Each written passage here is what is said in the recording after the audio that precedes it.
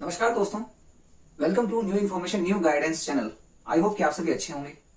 दोस्तों, आज की जो वीडियो है ये स्पेसिफिकली उन बच्चों के लिए है जिन्होंने अभी क्लास 12 के एग्जाम्स दिए हैं और अब वो अपने करियर में आगे के जो भी ऑप्शंस हैं उनके लिए तैयारी कर रहे हैं। जैसे कि आप सभी जानते हैं कि सीयूईटी और आईटीपी के फॉर्म भरे जा चुके हैं, इनकी लास्ट डेट टू अप्लाई वो भी निकल चुकी है और अब बच्चे इनकी तैयारी कर रहे हैं। कुछ बच्चे जो इसमें अप्लाई नहीं कर पाए हैं वो भी अब उस ऑप्शंस देख रहे हैं। तो दोस्तों, एससीईआरटी ने अपने डीएलएड और डीपीएससी इन दोनों कोर्सेज के लिए एप्लीकेशन स्टार्ट कर दिया है। हमने डाइट की जो दोनों कोर्सेज होते हैं इससे संबंधित एक वीडियो पहले भी बनाकर अपलोड कर चुके हैं। उसका हम लिंक यहाँ पर कमेंट सेक्शन में मेंशन कर देंगे, आप चाहें तो उस वीडियो को भी देख सकते हैं। हालांकि हम यहाँ पर भी थोड़ा सा बेसिक इस बारे में बात करेंगे।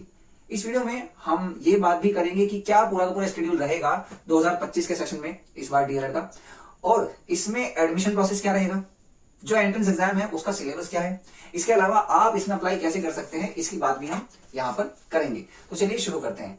शुरुआत हम करते हैं कि इसका शेड्यूल क्या रहेगा। तो जैसे कि आप देख सकते हैं कि 9 अप्रैल से इसका जो प्रोस्पेक्टस था वो रिलीज किया जा चुका है अलोंग विद एडवर्टीजमेंट, और इसमें जो हमारा एप्लीकेशन है वो 16 मई से स्टार्ट हो चुका है और ये 8 मई तक आप इसमें अप्लाई कर सकते हैं। तो जो भी बच्चे सीयूईटी या आईटी में अप्लाई नहीं कर पाए हैं या फिर जिन्होंने अप्लाई किया है और वो एक और ऑप्शन अपने सामने रखना चाहते हैं, वो सभी बच्चे 8 मई तक डीएलएड और डीपीएससी के जो फॉर्म है उसे भर सकते हैं। उसकी एलिजिबिलिटी जरूर चेक करना, ठीक है। अच्छा, अब इसके बाद में बात आती है कि अगर हमने फॉर्म भरा है तो उसमें हमें कुछ करेक्शन करनी पड़ जाती है कई बार अपने नाम के बारे में या जो भी डिटेल्स आ रही है उसमें, तो वो आप 12 मई तक कर सकते हो, ठीक है। इसके बाद अगर हम थोड़ा सा आगे चलें तो यहाँ पे हमें देखने के लिए मिलेगा कि आप अपने एडमिट कार्ड कब डाउनलोड करेंगे। देखिए, इसमें थोड़ा टेंटेटिव डेट है अभी, बट हाँ 21 मई के आसपास आप उसको डाउनलोड कर सकते हैं। फिर बात आती है कि टेस्ट कब होगा, इसका मतलब टेस्ट की डेट क्या है। अभी टेंटेटिव डेट है, बट 29 मई की इन्होंने टेंटेटिव डेट दी है कि भाई इस दिन आपका टेस्ट हो जाएगा। इसके बाद में जो नेक्स्ट प्रोसेस होगा वो होगा जो रैंक होगी कैंडिडेट्स की इन टेस्ट के बेसिस पर वो डिस्प्ले होंगी, और फिर आपने जो भी अपनी चॉइसेस या प्रेफरेंसेस दी है डाइट की उसमें अगर कुछ एडिटिंग करनी है तो उसके लिए आपको एक लास्ट ऑप्शन मिलेगा।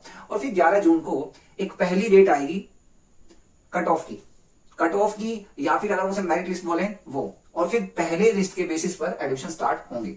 फिर पहले लिस्ट में अगर कुछ सीट्स बच जाती हैं तो जो सेकंड लिस्ट है फिर वो आनी स्टार्ट हो जाएगी।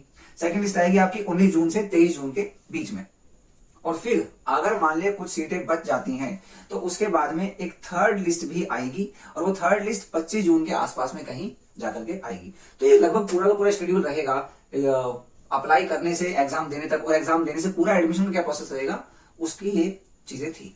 अब अगर हम थोड़ा सा आगे चलें तो बात ये आती है कि यहाँ पे कौन कौन से कोर्सेज हैं। देखिए, डाइट में 2 कोर्सेज होते हैं, डीएलएड और डीपीएससी। डीएलएड जो कोर्स है वो हमारा दिल्ली में 9 डाइट और बाकी 25 जो सेल्फ फाइनेंसिंग इंस्टीट्यूट है, यानी कि जो प्राइवेट इंस्टीट्यूट है वहां पर हम डीएलएड का कोर्स कर सकते हैं।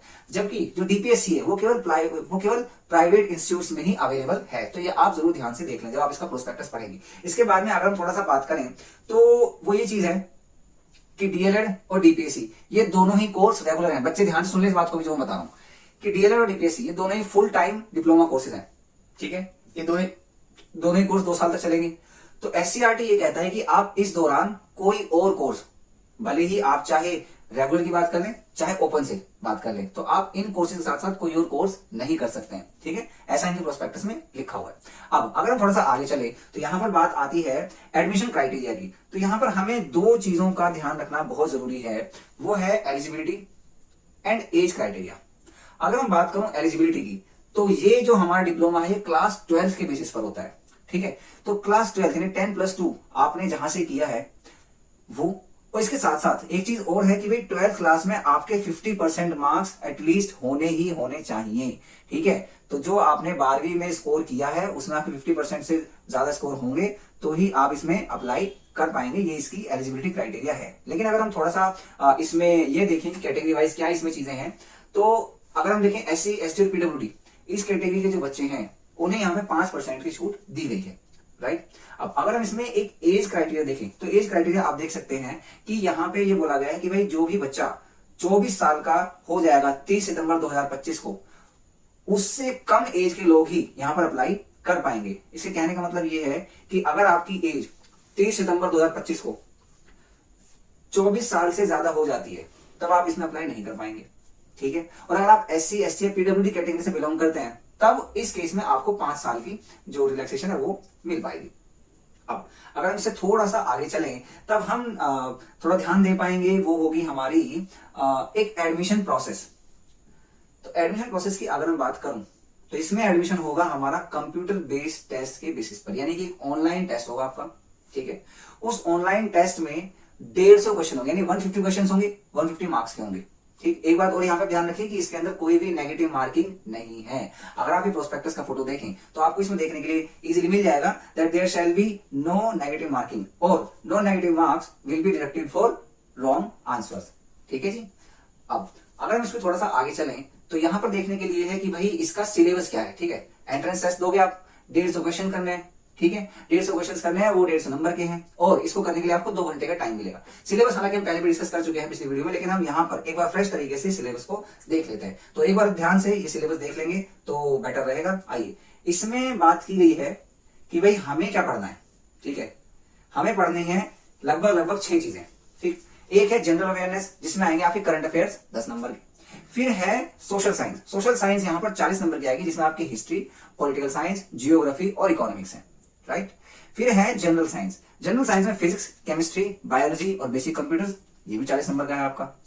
फिर आता है मैथमेटिक्स, मैथमेटिक्स पे आप देख सकते हैं कि उन्होंने डबल स्टार लगाए हुए। डबल स्टार का मतलब यह है कि यहाँ पे क्लास 8 तक का मैथ्स आएगा, तो यानी कि 8th क्लास तक के मैथ्स से आपके 10 क्वेश्चन आएंगे। General mental ability, aptitude and attitude, इसका मतलब है कुछ रीजनिंग के क्वेश्चन आएंगे और कुछ एजुकेशन और टीचिंग से रिलेटेड कुछ एप्टीट्यूड क्वेश्चन आ सकते हैं, जैसे कि क्लासरूम बिहेवियर से रिलेटेड या फिर क्लासरूम में हमें किस तरीके से बच्चों को मैनेज करना चाहिए, इस टाइप के कुछ क्वेश्चन आएंगे। और फिर 10 क्वेश्चन इंग्लिश के और 10 क्वेश्चन हमारे हिंदी के। ये आपने देखा कि इसका पूरा का पूरा सिलेबस है। तो पहली बात यह है कि अगर आप फिजिक्स, केमिस्ट्री, बायोलॉजी और हिस्ट्री, पॉलिटिकल साइंस, जियोग्राफी और इकोनॉमिक्स पढ़ रहे हैं, सारे आपके 10th क्लास तक के लेवल के होंगे। इंग्लिश और हिंदी में जो हमारी ग्रामर आएगी वो भी 10th क्लास तक के लेवल की होगी, लेकिन सिर्फ मैथ एक ऐसी चीज है जो आपकी 8th क्लास तक की आएगी, यानी कि जिसमें हमारा एवरेज, रेशियो प्रोपोर्शन, परसेंटेज, ये बेसिक चीजें, HCF, LCM, ये बेसिक चीजें आती हैं, ठीक। तो ये हो गया हमारा जो सिलेबस है उसकी बात हो गई है। अब अगर हम थोड़ा सा आगे चलें तो आपको यहाँ पर देखने के लिए मिलेगा general guidance for submission of application form. अगर मैं फॉर्म भरने की बात करूं तो आपको SCERT की वेबसाइट पर जाना है। SCERT की वेबसाइट पर जाकर आपको ये देखना है कि आपको दोनों में से कौन से फॉर्म के लिए अप्लाई करना है। आपको DLED के लिए अप्लाई करना है, DPSC के लिए अप्लाई करना है या फिर DLED और DPSC दोनों के लिए अप्लाई करना है। इसका मतलब क्या है कि एक तो है कि आप प्रेफरेंस दे रहे हो कि भाई मुझे सिर्फ एक ही फॉर्म भरना है, दूसरा ये कि आप दोनों फॉर्म भरना चाहते हो, तो आपके पास दोनों ही ऑप्शन है। बस ये है कि आपको दोनों की फीस का एक बार देख लेना चाहिए कि दोनों की फीस में क्या है चेंजेस। वो ये कि अगर आप DLED का फॉर्म भरते हैं और आप जनरल कैटेगरी से यानी अनरिजर्व कैटेगरी से, तो आपकी फीस होगी 500 रुपीज। और अगर आप DLED का फॉर्म भर रहे हैं और आपकी SC, ST, OBC, PWD की या EWS की, जो हमारी रिजर्व कैटेगरी होती है, सॉरी SC, ST, PWD, सिर्फ 3 ही रिजर्व कैटेगरी है जिसका यहाँ पे मेंशन किया है उन्हें, उसकी फीस होगी 250 रुपए। और सेम है हमारा DPSC में भी। दोबारा से बोल देता हूँ कि जो अनरिजर्व कैटेगरी है उनकी फीस होगी 500 रुपीज और जो रिजर्व कैटेगरीज हैं उनकी फीस होगी 250 रुपीज, राइट। तो ये है आपका कि फॉर्म में हमें क्या क्या चीजें ध्यान में रखनी है। फॉर्म में आपको अपनी बेसिक डिटेल्स भरनी है, क्लास 10th और 12th की, अपना नाम, पेरेंट्स का नाम और जो आपकी डेट ऑफ बर्थ की इन्फॉर्मेशन है वो इन्फॉर्मेशन, और जो भी बेसिक डिटेल्स उन्होंने मांगी है वो चीजें आपको उसके अंदर डालनी है। और अगर आपको लगता है कि इसमें कुछ मिस्टेक हो गई है या फिर जो हमने डिटेल्स डाली थी उसमें कुछ चेंजेस हैं, तो वो आप करेक्शन टाइम पे भी डाल सकते हैं। यहाँ पे ध्यान देने वाली बात यह है कि अगर आप रिजर्व कैटेगरी के बेनिफिट्स को अवेल करना चाहते हैं तो आप ये देख लीजिए कि SCERT, SC, ST, OBC, PWD, ठीक है, ये जितने भी प्रकार की रिजर्वेशन पॉलिसी है वो कैसी है। अगर आपके इससे कोई संबंधित क्वेश्चन हो तो आप यहाँ पर कमेंट सेक्शन में जरूर लिखें कि सर मेरा तो जो है मैं दिल्ली से पढ़ा हुआ हूँ, बट मेरा जो OBC है, SC, ST का सर्टिफिकेट है वो किसी और स्टेट से बना हुआ है, या फिर हम किसी और स्टेट से पढ़ने लिखने वाले हैं और हम दिल्ली में पढ़ना चाहते हैं, तो हमारा जो SC, ST, OBC का सर्टिफिकेट है वो कहाँ से बना हुआ है। ऐसा अगर आपका कोई भी प्रश्न है तो आप क्वेश्चन लिख सकते हैं अपना कमेंट सेक्शन में, ताकि हम उसका आंसर दें। देखिए अभी अगर मैं आंसर दूंगा तो बड़ा वे हो जाएगा, राइट, कि फिर वो ऐसा हो जाएगा कि मैं अपने मन से आंसर दे रहा हूँ। अगर आपके क्वेश्चन होंगे तो मैं आपकी साइड से, आपके पर्सपेक्टिव से उसका आंसर दूंगा। फिलहाल इस वीडियो में इतना ही है। अगर आपको सिलेबस से रिलेटेड, कोर्स से रिलेटेड या फिर जो भी हमारा पूरा क्राइटेरिया, यहाँ पे कुछ भी क्वेश्चन आपके होते हैं, आप हमें पूछ सकते हैं। फिलहाल इस वीडियो में इतना ही। Thank you so much. और इस वीडियो को उन बच्चों के साथ जरूर शेयर करें जिन्होंने क्लास 12 के पेपर दे दिए हैं, CUET, ITP का फॉर्म भर दिया तो भी भेज दीजिए, और नहीं भरा है तो आप ऐसे बच्चों को जरूर ये वीडियो शेयर करें ताकि उनके पास एक ऑप्शन रहे। Thank you so much.